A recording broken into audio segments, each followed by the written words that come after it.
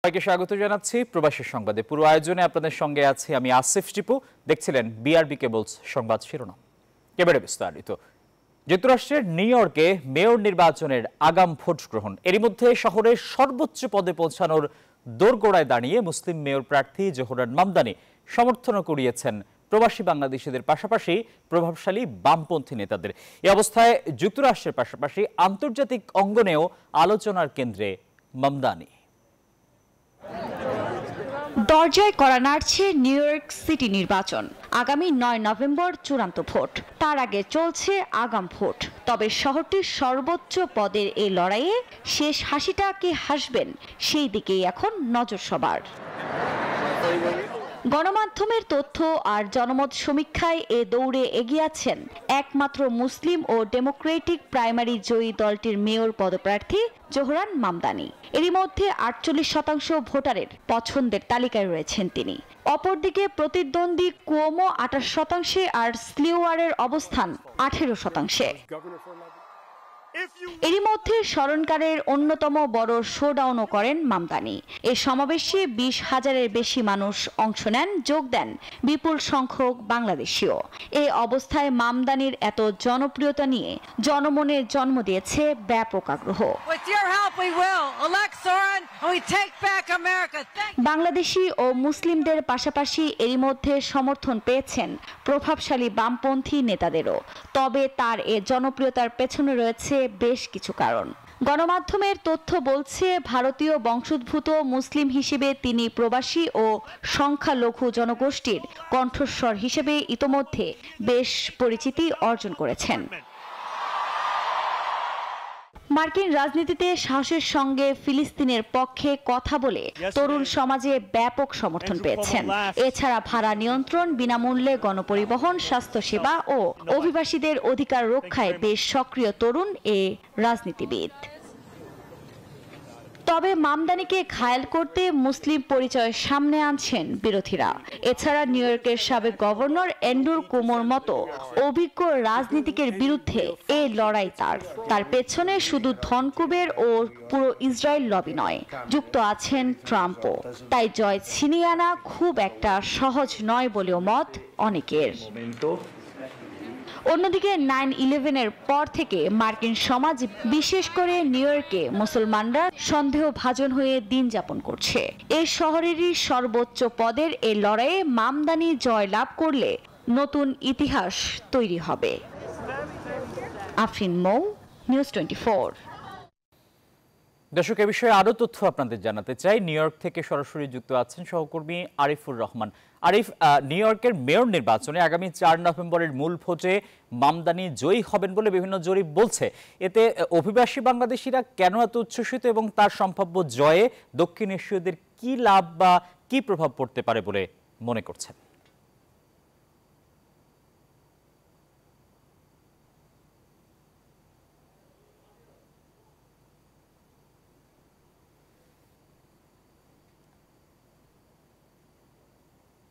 আরিফ, আশা করছি শুনছেন আপনি আমাকে।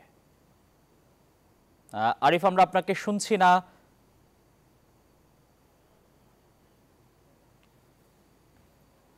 যুক্তরাষ্ট্রের নিউ ইয়র্ক থেকে আমাদের সঙ্গে সরাসরি যুক্ত হচ্ছেন সহকর্মী আরিফুর রহমান। আমরা কি সংযোগটি হারিয়ে ফেলেছি? সহকর্মীরা নিশ্চয়ই নিশ্চিত করবেন আমাকে বিষয়টি।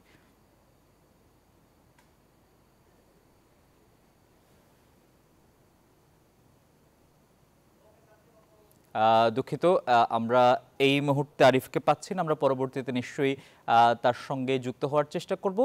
যুক্তরাষ্ট্রের নিউ ইয়র্কের মেয়র নির্বাচনে মামদানির জয়ী হওয়ার সম্ভাবনা কতটুকু, এ বিষয়ে তার সঙ্গে কথা বলতে চেয়েছিলাম। আমরা যাচ্ছি পরবর্তী সংবাদে।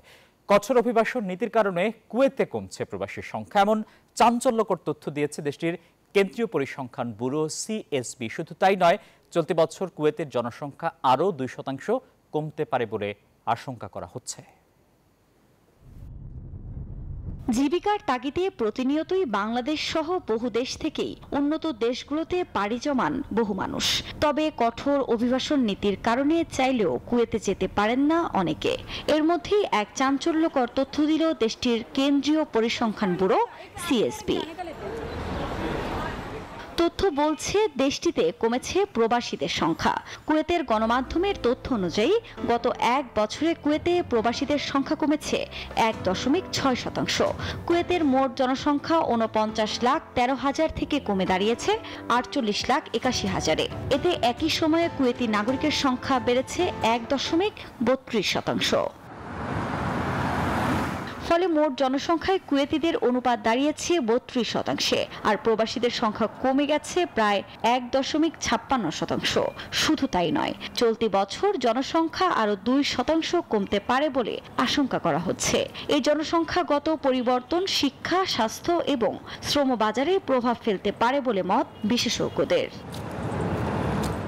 আফরিন মৌ, নিউজ 24। জান্তার বিরুদ্ধে লড়াইয়ে কাঁধে কাঁধ মেলানো রোহিঙ্গারা এবার আরাকান আর্মির সাথে নতুন যুদ্ধের মাঝে। সশস্ত্র রোহিঙ্গা ডিফেন্স ফোর্স আরডিএফ বলছে, মাতৃভূমিকে রক্ষার লড়াইয়ে এরই মধ্যে আরাকান আর্মির 5টি ক্যাম্প দখলে নিয়েছে তারা। যুদ্ধে জিতলে বাংলাদেশে আশ্রিত সব রোহিঙ্গা ফিরতে পারবে রাখাইনে। মিয়ানমার থেকে ফিরে বিস্তারিত জানাচ্ছেন নাইমাল জিকো, ক্যামেরায় ছিলেন লিচন বাবু। রাখাইনে আরসা-আরএসও ও আরাকান আর্মির মধ্যে আবার সংঘাত শুরু হওয়ার আতঙ্ক ছড়িয়েছে সীমান্তের এপারেও। ওপারে যুদ্ধ করা স্বজনদের নিয়ে উদ্বেগ উৎকণ্ঠা বাড়ছে কক্সবাজারের আশ্রয় শিবিরেও। সীমান্তের ওপারে এই সংঘর্ষের কারণ জানতে বান্দরবানের নাইখাংছড়িতে নিউজ 24 টিম যাত্রা মিয়ানমারের পথে। একটি দুর্গম পাহাড় দিয়ে আমরা যাচ্ছি মিয়ানমারের সেই জায়গাটিতে যেখানে থেমে থেমে আরাকান আর্মির সাথে আরডিএফ অর্থাৎ রোহিঙ্গা ডিফেন্স ফোর্স তাদের সংঘর্ষের চলছে। প্রায় 1.5 ঘন্টা পথ পাড়ি দিয়ে অবশেষে মিয়ানমারের চালিডং এলাকায় টিম নিউজ 24। সেখানেই দেখা মেলে রোহিঙ্গার সলিডারিটি অর্গানাইজেশন আরএসওর সশস্ত্র সংগঠন রোহিঙ্গা ডিফেন্স ফোর্সের। ভারী অস্ত্র নিয়ে এগিয়ে আসেন তারা। নিয়ে যাওয়া হয় তাদের আস্তানায়। সেখানে কঠোর অবস্থানে দেখা যায় তাদের। এ সময় তাদের কাছে জানতে চাওয়া হয় কাদের সাথে এবং কেন এই যুদ্ধ তাদের। এরা তো আমাদের যেতগুলো রোহিঙ্গাকে হত্যা করছে, আমরা আগে তো এদেরকে দুশ্মন মানিনি নেই। এখন আমরা এলাকাবদ্ধ দুশ্মন হিসাবে এই মককে দুশ্মন মানি। আমরা বাইরে যেতে পারছে না, কোথাও কাজে যাইতে পারছে না, টাকা পয়সা কামাতে পারছে না, অনেক কষ্টে আছে ওখানে যে রোহিঙ্গা যারা আছে তারা। যুদ্ধে জিতলে বাংলাদেশে আশ্রিত রোহিঙ্গাদের ফিরিয়ে দেয়া হবে তাদের মাতৃভূমি। যেতগুলো রোহিঙ্গা বাংলাদেশে আর অন্য দেশে আছে, যেতগুলো রোহিঙ্গা আছে আমাদের দেশে, আমরা সবাইকে এখানে আনি মানে ইয়া করার জন্য আর কি, আমাদের রোহিঙ্গা যার জায়গা তারে দেওয়ার জন্য। সশস্ত্র গোষ্ঠীটি বলছে মাতৃভূমি রক্ষায় তারা আর একা নয়। আরাকান আর্মির বিরুদ্ধে লড়াইয়ে তাদের সাথে আছে আরসা সহ রোহিঙ্গা সংগঠনগুলো। মিয়ানমারের মাটিতে নিজেদের মাতৃভূমি ফিরে পাওয়ার জন্য সশস্ত্র যুদ্ধ করে যাচ্ছে আরএসওর সশস্ত্র বাহিনী আরডিএফ। মাতৃভূমি ফিরে পেলেই তারা তাদের সেই মাতৃভূমিতে ফিরে যাবে, এমনটাই বলছেন তারা। সাথে নিয়ে যাবেন বাংলাদেশে বসবাসরত প্রত্যেকটি রোহিঙ্গাকে। মিয়ানমারের চালিডং থেকে নাইম আলচিকো, নিউজ 24। দর্শক, সংবাদের শুরুতেই আপনাদের যেমনটা জানিয়েছিলাম, নিউ ইয়র্কে মেয়র নির্বাচনে আগামী 4 নভেম্বরের মূল ভোটে মামদানি জয়ী হবেন বলে বিভিন্ন জরিপ বলছে। এতে অভিবাসী বাংলাদেশিরা উচ্ছ্বসিত এবং তার সম্ভাব্য জয়ে দক্ষিণ এশীয়দের কি লাভ বা কি প্রভাব পড়তে পারে এই নিয়ে কথা বলতে যুক্তরাষ্ট্রের নিউ ইয়র্ক থেকে আমাদের সঙ্গে সরাসরি যুক্ত আছেন সহকর্মী আরিফুর রহমান। আরিফ, কি মনে হয় মামদানির জয়ী হওয়ার সম্ভাবনা কতটুকু, এবং এতে অভিবাসী বাংলাদেশি অথবা এই যে দক্ষিণ এশীয়রা কি ভাবে প্রভাবিত হবেন বা তাদের লাভ কি? জোহরান মামদানি এখন একটা স্প্রিট, যে স্প্রিটটা পুরো নিউ ইয়র্ক সহ যুক্তরাষ্ট্রের যে 50টি অঙ্গরাজ্য আছে সব জায়গায় আলোচিত একটি নাম, এবং শুধু যুক্তরাষ্ট্রের নিউ ইয়র্কের নির্বাচন সবসময়ের জন্য আলোচনার জন্ম দেয়। এবং সবচেয়ে বড় যে বিষয়টি এখানে স্পষ্টভাবে উল্লেখ করা হচ্ছে, এত কম বয়সী একজন তরুণ, মুসলিম তরুণ এর আগে কখনো এরকম ক্রেজ তৈরি করতে পারেনি। জোহরান মামদানি স্পেশালিটি যেটা হচ্ছে যে সে সবকিছুর মধ্যে এক ধরনের স্পিরিট, অর্থাৎ যুক্তরাষ্ট্র এবং নিউ ইয়র্ককে নতুন ভাবে সাজানোর ক্ষেত্রে এক ধরনের যে প্রতিশ্রুতি, অর্থাৎ নির্বাচনে জয়ী হলে কি কি করবেন এই বিষয়টাকে স্পষ্টভাবে তুলে ধরার জন্য। এবং একটি বিষয় আপনাকে স্পষ্টভাবে বলে রাখি, নিউ ইয়র্ক পুলিশের সংস্কার, এছাড়া অভিবাসীদের জন্য বাড়তি যে সুযোগ সুবিধা, এছাড়া মেডিকেড সুবিধা, এছাড়া সংস্কারের যে বিভিন্ন দিকগুলো তৈরি করা দরকার, এই বিষয়ে তিনি খুব স্পষ্টভাবে তুলে ধরেছেন।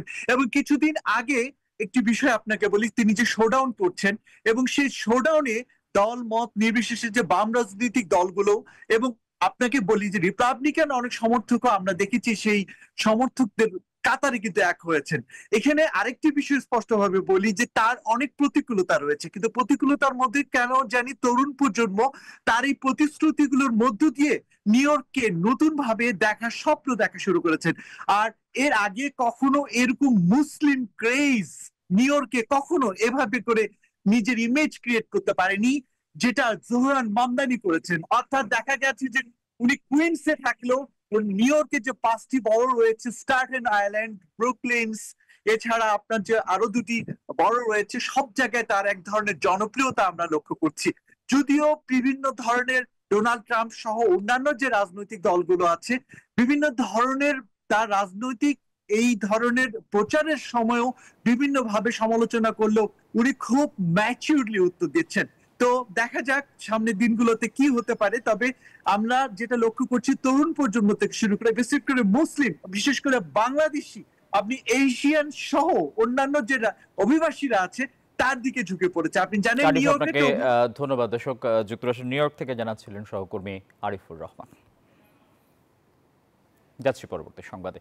নেত্রকোনা জেলার সর্বোচ্চ রেমিটেন্স প্রেরণকারী মালয়েশিয়া প্রবাসী মোহাম্মদ সাইফুল ইসলামের বিরুদ্ধে সামাজিক যোগাযোগ মাধ্যমে মিথ্যা ও ভিত্তিহীন ভিডিও প্রচার করে সম্মানহানির অভিযোগ উঠেছে।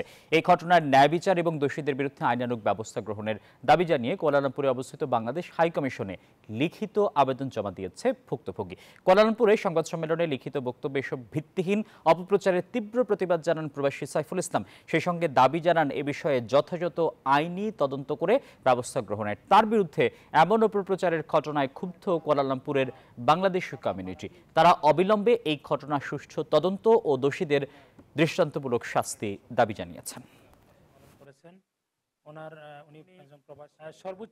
একজন টিকটকার আসিয়া একটা 24 সেকেন্ডের একটা ভিডিও করে আমার নাম দিয়া ছেড়ে দিয়েছে, যার মধ্যে আমি কোনো ভাবে কোনো জড়িত নয়। ওনার সুনামকে ক্ষুণ্ণ করার জন্য একটি কুচক্রী মহল টিকটকের মাধ্যমে ওনার যে সুনামকে ক্ষুণ্ণ করা হয়েছে, আমরা প্রবাসীরা সবাই মর্মাহত।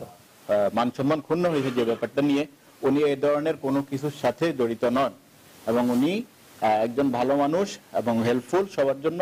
আলহামদুলিল্লাহ, এটাতে প্রশাসক যেহেতু আমাদের সাথে আগে আসছে, ওনাদেরকে যথেষ্ট ধন্যবাদ। আগামী নির্বাচনে বিএনপিকে ক্ষমতায় আনতে প্রবাসীদের দেশে থাকা স্বজনদের ধানের শীষে ভোট দেওয়ার আহ্বান জানিয়েছেন বিএনপির আন্তর্জাতিক বিষয়ক সম্পাদক আহমেদ আলী মুকিব। সৌদি আরবের জেদ্দায় শরীয়তপুর জাতীয়তাবাদী ঐক্য পরিষদের উদ্যোগে আয়োজিত অনুষ্ঠানে আহ্বান জানান তিনি। এই সময় দলের সবাইকে ঐক্যবদ্ধভাবে নির্বাচনে কাজ করার অনুরোধ জানান তিনি। ইব্রাহিম মৃথার সভাপতিত্বে ও সাধারণ সম্পাদক খোকন মাল ও নজরুল ইসলামের সঞ্চালনায় এতে প্রধান বক্তা ছিলেন মীর মনিরুজ্জামান তপন। বিশেষ অতিথি ছিলেন সোলাইমান ভুট্টো, গিয়াসউদ্দিন, মাইন চৌধুরী, টিপু সুলতান, মোস্তাক আহমেদ, আবুল খায়ের ব্যাপারী, হারুনুর ব্যাপারী সহ অনেকে।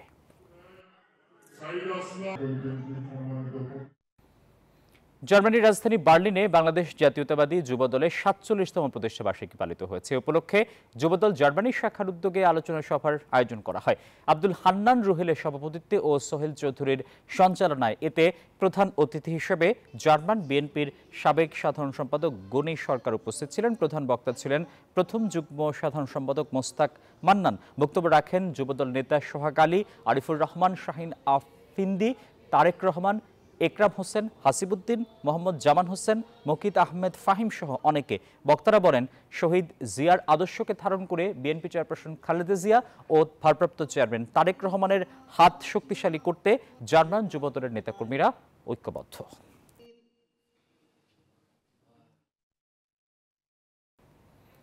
কানাডায় পিডিআই কানাডা আয়োজিত বাংলাদেশে ধর্মীয় ফ্যাসিবাদী রাজনীতির উত্থান এবং গণতান্ত্রিক শক্তির করণীয় শীর্ষক গোলটেবিল আলোচনা অনুষ্ঠিত হয়েছে।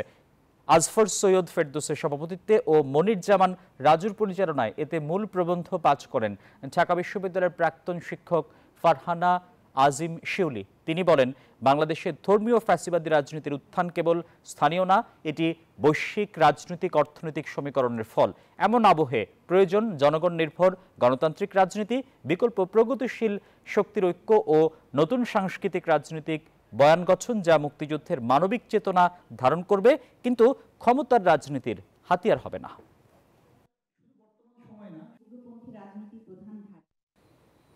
ফ্রান্সের নতুন কমিটির অভিষেক ও পরিচিতি সভা অনুষ্ঠিত হয়েছে। সভায় প্রধান অতিথি ছিলেন বাংলাদেশ অ্যাসোসিয়েশনের সভাপতি সালেহ আহমেদ চৌধুরী। বাবলু হোসেন ও এজাজ খানের সঞ্চালনায় এতে প্রধান বক্তা ছিলেন লিগ্যাল এইড ফ্রান্সের প্রেসিডেন্ট আজাদ মিয়া। এছাড়াও অনুষ্ঠানে বিশেষ অতিথি ছিলেন গোপালগঞ্জ উন্নয়ন পরিষদের সাবেক সভাপতি মানিক মিয়া, ফ্রান্স বাংলাদেশ প্রেস ক্লাবের সভাপতি ফেরদৌস করিম আখুনজি, ইউরো বাংলা প্রেস ক্লাবের কেন্দ্রীয় কমিটির সাংবাদিক তাইজুল ফায়েজ, সংগঠনের প্রধান উপদেষ্টা আসলাম উদ্দিন, সেলিম উদ্দিন সহ অনেকে। বক্তারা বলেন, প্রবাসে কর্মব্যস্ততায় প্রবাসীদের বিনোদন এবং শারীরিক সুস্থতায় খেলাধুলার বিকল্প নেই। বিশেষ আদেশ জারি করে নির্বাচনের আগে কিংবা নির্বাচনের দিন গণভোটের মাধ্যমে জুলাই সনদ বাস্তবায়নের প্রস্তাব দিয়েছে ঐক্যমত্য কমিশন। বলা হয়, আগামী সংসদ প্রথম 9 মাসে সংবিধান সংস্কার পরিষদ হিসেবে তা বাস্তবায়ন করবে। গণভোটের রায় আগামী নির্বাচিত সরকার উপেক্ষা করবে না বলেও আশা ঐক্যমত্য কমিশনের। দীর্ঘ 9 মাসের সংলাপের মধ্যে দিয়ে অবশেষে জুলাই জাতীয় সনদের চূড়ান্ত সুপারিশমালা সরকারের কাছে হস্তান্তর করল ঐক্যমত্য কমিশন। এই সময় প্রধান উপদেষ্টা বলেন, জুলাই সনদের বাস্তবায়ন নতুন বাংলাদেশের পথ দেখাবে। অতীত থেকে মুক্ত হতে চাই, নতুন ভাবে বাংলাদেশ গড়ার কাছে নিযুক্ত হতে চাই, সেটার পথ দেখাবে আমাদের এই সনদের বাস্তবায়ন কিভাবে হবে তার উপরে। পরে রাজধানীর ফরেন সার্ভিস একাডেমিতে সংবাদ সম্মেলনে কমিশনের সহ সভাপতি ডক্টর আলী রিয়াজ জানান, কোন সুপারিশ অধ্যাদেশের মাধ্যমে আর কোনটি আদেশের মাধ্যমে বাস্তবায়ন করা যাবে তা স্পষ্টভাবে আলাদা করে দেওয়া হয়েছে। গণভোট অনুষ্ঠানের ব্যাপারে আমরা কমিশনের পক্ষ থেকে সরকারকে কোনো সুনির্দিষ্ট সময় বেঁধে দেইনি। আমরা বলেছি যে সরকার এই আদেশ জারির পর থেকে নির্বাচনের দিন পর্যন্ত যে কোনো সময়ে তারা এইটা করতে পারবেন। আগামী সংসদ প্রথম 270 দিন নিয়মিত কাজের পাশাপাশি সংবিধান সংস্কার পরিষদ হিসেবে কাজ করবে। এই সময়ের মধ্যে গণভোটে পাশ হওয়া প্রস্তাবগুলো সংবিধানে অন্তর্ভুক্ত করবে। ব্যর্থ হলে স্বয়ংক্রিয়ভাবে সংবিধানে যুক্ত হয়ে যাবে। বাস্তবায়ন প্রক্রিয়ার আলোচনায় গণভোট এসছে। গণভোটের ক্ষেত্রে আমাদের প্রস্তাবটা হচ্ছে সবকিছু জনগণের কাছে নিয়ে যান। জনগণ যদি বলে তাহলে তারা সেই জনগণের রায় পাবার পরে রাজনৈতিক দল তার ভূমিকা নির্ধারণ করবে। আমার মনে হয় না কোনো রাজনৈতিক দল জনগণের রায় পাওয়া জিনিসকে কেবলমাত্র নিজস্ব দলীয় অবস্থান থেকে বিবেচনা করবেন, এটা আমরা মনে করছি না। কনস্টিটিউয়েন্ট পাওয়ারের এক্সারসাইজটা হচ্ছে যে রেগুলার পার্লামেন্টে যে অথরিটিটা নাই সেই অথরিটিটা দেওয়া হচ্ছে। সনদে স্বাক্ষরের সময় আছে আর মাত্র 3 দিন। এনসিপি সহ বাকি দলগুলো স্বাক্ষর করতে চাইলে এর মধ্যেই করতে হবে বলেও জানান তিনি। এনসিপির সাথে আমাদের অনানুষ্ঠানিক যোগাযোগেরই এক পর্যায়ে সকলের উপস্থিতিতেই প্রায় মিডিয়ার উপস্থিতিতে আলোচনা হয়েছে। এখন বাস্তবায়ন প্রক্রিয়া তো আমরা উপস্থাপন করলাম। আমি আশা করি যে তারা সেটা দেখবেন, বিবেচনা করবেন এবং স্বাক্ষর করবেন। নোট অফ ডিসেন্ট নিয়ে সরকারকে জনরায় নেওয়ার পরামর্শ দিয়েছে কমিশন। এরপর এসব বিষয়ে রাজনৈতিক দলগুলোই সিদ্ধান্ত নেবে। ঐক্যমত্য কমিশন এমন 48টি বিষয়ে জনগণের সম্মতি অসম্মতিকে বেশি গুরুত্ব দিচ্ছে। আমরা যেহেতু সকল রাজনৈতিক দলকে দিচ্ছি। মারুফা রহমান, নিউজ 24, ঢাকা। ঐক্যমত্য কমিশন জাতীয় অনৈক্য প্রতিষ্ঠার প্রচেষ্টা গ্রহণ করেছে বলে মন্তব্য করেছেন বিএনপি নেতারা। জানান, একই দিনে জাতীয় নির্বাচন ও গণভোটের ব্যাপারে অনড় তাদের দল। এছাড়া আরপিওর সাম্প্রতিক সংশোধনী সম্পর্কে এবার আইন উপদেষ্টার কাছে আপত্তি জানিয়েছে বিএনপি। বিএনপি মহাসচিব মির্জা ফখরুল ইসলাম আলমগীরের সাথে দলের গুলশান কার্যালয়ে সাক্ষাৎ করেন ঢাকায় নিযুক্ত British high commissioner Sarah Cook. বৈঠকে অন্যান্য বিষয়ের পাশাপাশি কথা হয় আগামী নির্বাচন নিয়ে। পরে গণমাধ্যমের সাথে কথা বলেন বিএনপির স্থায়ী কমিটির সদস্য আমির খসরু মাহমুদ চৌধুরী। গণভোট নিয়ে ঐকমত্য কমিশনের সুপারিশের প্রতিক্রিয়া জানান তিনি। নির্বাচনের দিন 2টা ব্যালটের মাধ্যমে গণভোট হবে, নির্বাচন প্রার্থীর পক্ষে ভোট প্রদান করা হবে। এর বাইরে যাওয়ার কোনো সুযোগ নাই। এটা বিএনপির প্রথম দিন থেকে অবস্থান, এখনো সেই অবস্থানে কোনো পরিবর্তন হয়নি, আগামী দিনেও সেটার কোনো পরিবর্তন হবে না। এদিকে আইন উপদেষ্টার সাথে সচিবালয়ে বৈঠক করেন বিএনপির স্থায়ী কমিটির সদস্য সালাউদ্দিন আহমেদ। ঐকমত্য কমিশন চূড়ান্ত সুপারিশ জমা দেওয়ায় ধন্যবাদ জানান তিনি। ঐকমত্য কমিশনের প্রস্তাব স্বয়ংক্রিয় সংবিধানে যুক্ত করার সুপারিশকে হাস্যকর বলে মন্তব্য করেন সালাউদ্দিন আহমেদ। কমিশনের সমালোচনা করতে চাইলাম, কারণ নির্বাচন সংশ্লিষ্ট যে সংস্কার কমিশন গঠিত হয়েছিল তারা এই বিষয়ে আমাদের সাথে কোনো আলোচনা করেনি এবং সংস্কার কমিশনের জাতীয় ঐকমত্য কমিশনও এই বিষয়টি কোনো আলোচিত হয়নি, এই বিষয়ে কোনো ঐকমত্য প্রতিষ্ঠা হয়নি। তো এই বিষয়ে হঠাৎ করে নির্বাচন সংস্কার কমিশন একটা বিষয় আরোপ করবে বা ইম্পোজ করবে, সেটা সঠিক হয়নি। আইনানুগ ও সাংবিধানিক ভিত্তি বিবেচনায় সরকার এ বিষয়ে সিদ্ধান্তে আসবে বলেও প্রত্যাশা বিএনপি নেতাদের। কিন্তু যাহা আলোচনা করিলাম তাহা এখানে নাই। ফজলে রাব্বি সৌরভ, নিউজ 24, ঢাকা। এবারে জেডএসআরএম নির্বাচনের পথে।